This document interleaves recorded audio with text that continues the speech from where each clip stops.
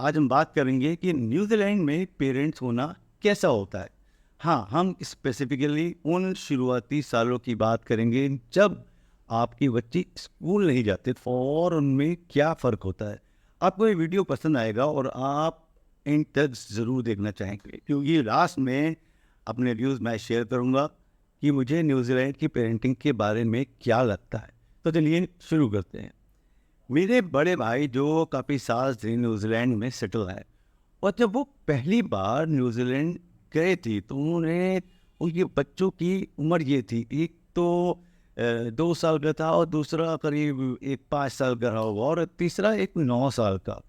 ठीक है, उन्होंने न्यूजीलैंड में कोई बेबी पैदा नहीं किया, लेकिन वो जो बच्चे जो स्कूल नहीं जाते और फिर प्राइमरी, इंटरमीडिएट और सेकेंडरी स्कूल तक का सफ़र करते हैं, लेकिन आज हम फोकस करेंगे न्यूजीलैंड में बच्चे पैदा करने के लिए कुछ अमेजिंग फैक्ट्स क्या है।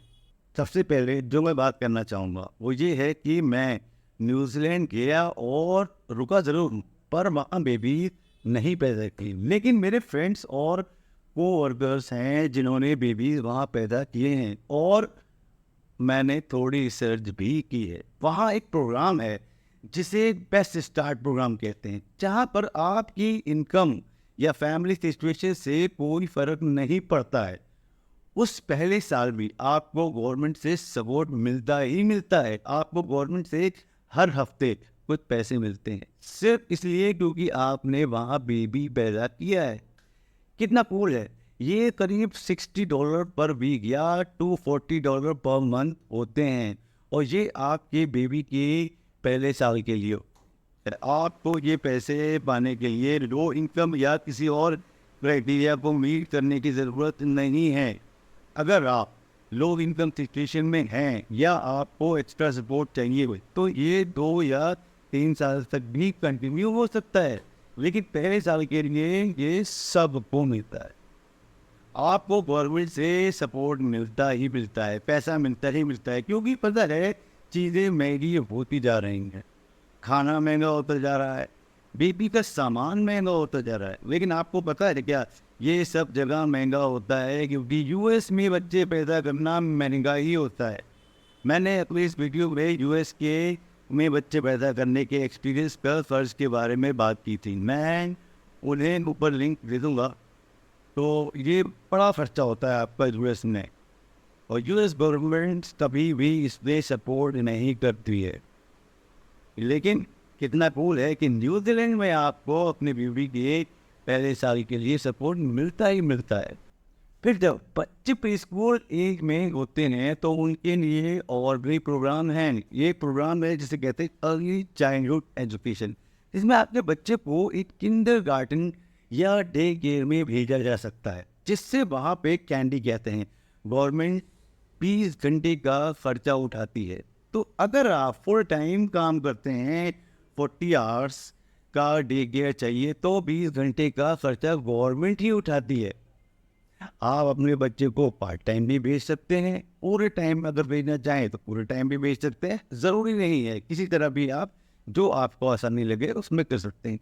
यूएस में डे केयर बहुत महंगा होता है, और मुझे पता है कि अलग अलग स्टेट्स में सिंगल मॉम और लोगों के लिए लो इनकम प्रोग्राम होते हैं, लेकिन न्यूजीलैंड में अक्रॉस द बोर्ड ये सपोर्ट मिलता है, किसी भी प्रॉब्लम के अलावा।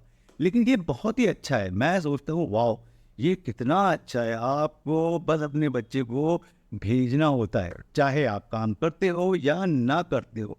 ऐसा नहीं है कि इसमें बहुत सारे रूल्स हैं या प्रोसेस है लंबा। बस अगर आपका बच्चा स्कूल के लिए एलिजिबल नहीं है तो ये आपको मिलता है। वहाँ के पेरेंट ने मिलकर ये कंसेप्ट बनाया है जिसे प्ले सेंटर कहते हैं।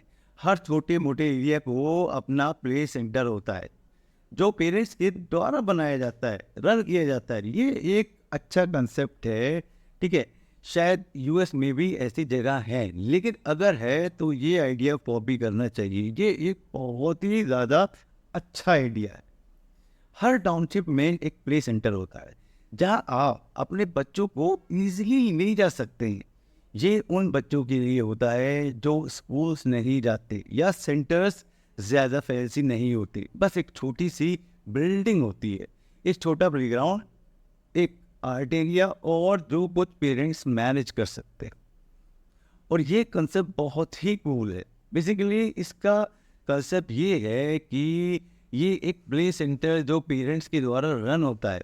अगर आप हफ्ते में 1-2 दिन वॉलंटियर करते हैं, जैसे कि प्ले सेंटर चलाने में मदद करना चाहते हैं या बच्चों के साथ एक्टिविटीज़ करना चाहते हैं, तो आप अपने बच्चे को वहाँ ड्रॉप कर सकते हैं और आपको वहाँ रहने की ज़रूरत नहीं होती है। ये थोड़ा रिस्पॉन्सिबिलिटी शेयर करने जैसा है। ये समझना कि ये कितना थकाने वाला होता है और हमें एक दूसरे को सपोर्ट कर सकते हैं, और ऐसी जगह होना चाहिए जहाँ बच्चे अच्छे से सोशलाइज कर सकें। ये एक बहुत ही कूल कंसेप्ट है। मेरे भाई के बेटे ने भी वहाँ प्ले सेंटर ज्वाइन किया है और ये हर कम्युनिटी में अलग अलग होता है। हर जगह पेरेंट के हिसाब से इसे सेटअप किया जाता है।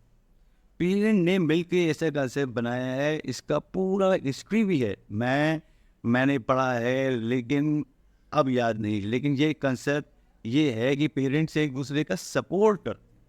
यूएस में आपको बेसिकली प्ले डेट्स रखते हैं जो वहाँ पेरेंट्स मिल के करते हैं, तो बच्चे एक दूसरे के साथ खेलते हैं, पर ऐसा कोई कंसेप्ट नहीं।